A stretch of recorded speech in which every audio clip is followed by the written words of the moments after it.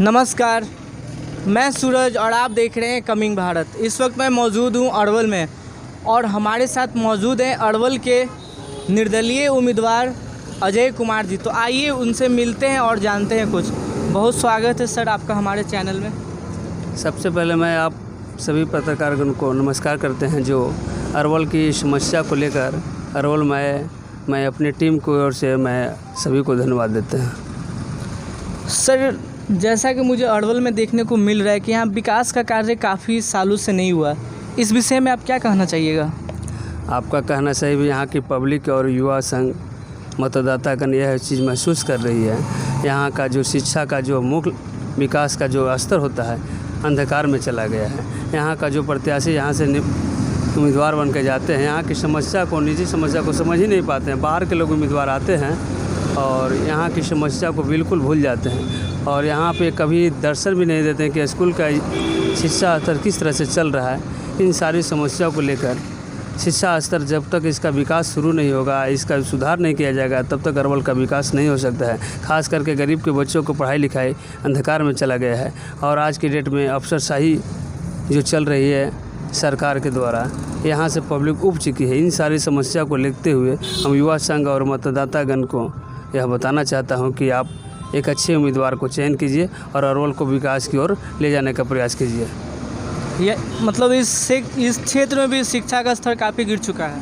बिल्कुल गिरा हुआ है। आज लगातार देख रहे हैं कि 8 महीनों से जो शिक्षा का स्तर गिरा हुआ है और प्राइवेट स्कूल में हमें लगता है कि मुश्किल से 3 महीना भी क्लास नहीं चलता है। तो 3 महीना में अगर 12 महीना में क्लास नहीं चलता तो बच्चों का भविष्य क्या है, आप भली बातें जानते हैं। यहाँ के पब्लिक सभी चीज़ इस बात को महसूस कर रही है। यहाँ की पब्लिक और मतदाता चाहती है कि यहाँ पे अच्छे कैंडिडेट का चुनाव करें और यहाँ का लोकल कैंडिडेट होनी चाहिए।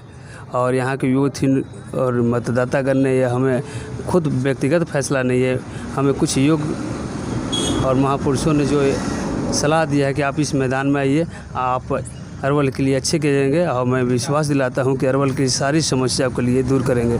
जैसे कि खेल का भी समस्या अरवल में, यहाँ के बच्चों के लिए ना खेलने के मैदान है, ना ही गेस्ट हाउस की व्यवस्था है।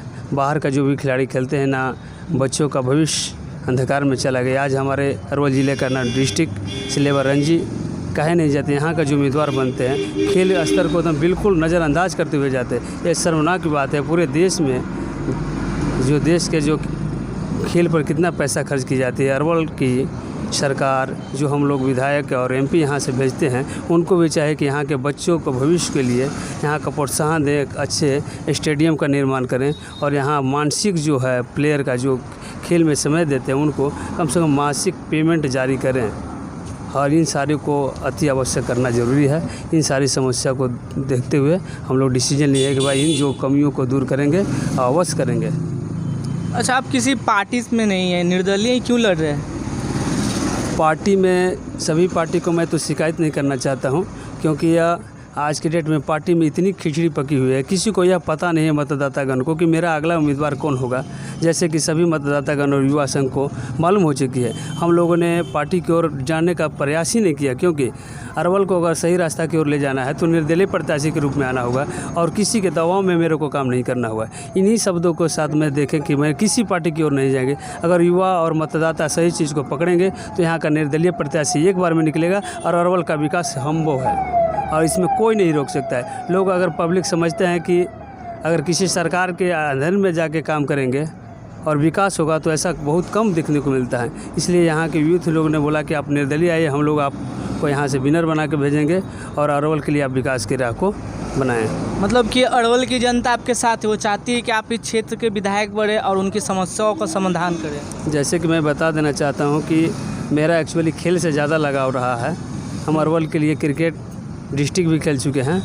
और सर, एक मैं रोकना चाहूँगा आपको, अगर आप जीतते हैं, यहाँ से विधायक बनते हैं और सदन में जाते हैं, तो खेल अरवल का ही नहीं बल्कि पूरे बिहार की स्थिति खेल में ख़राब है, तो आप क्या करिएगा उसके लिए? सबसे पहले जो बिहार के डिस्ट्रिक्ट का जितने भी खिलाड़ी हैं, सब डिस्ट्रिक्ट में इस तरह का प्रोफेशन निकाला जाएगा कि नहीं, जो भी खिलाड़ी खेल में अपना समय देते हैं उन खिलाड़ियों के लिए मासिक जो पेमेंट होती है उनको जारी किया जाएगा, कम से कम टॉप 50 का, ताकि जो समय में लेकर जो भविष्य, खेल एक अच्छा सब्जेक्ट है, पढ़ाई भी अच्छी से है, पर इन सारे को जो लेते के चलने का प्रयास करना होगा, उन सबों को पेमेंट जारी करना होगा, ताकि आगे भविष्य में जो खेल में समय देते हैं उनको अच्छे ढंग से खेलने की सुविधा मिले, खेल का स्टेडियम का निर्माण हो और 38 जिलों में जो खेल का आयोजन होगा, तो हम उम्मीद करते हैं यहाँ के खिलाड़ी जाके इंडिया के लिए खेलेंगे।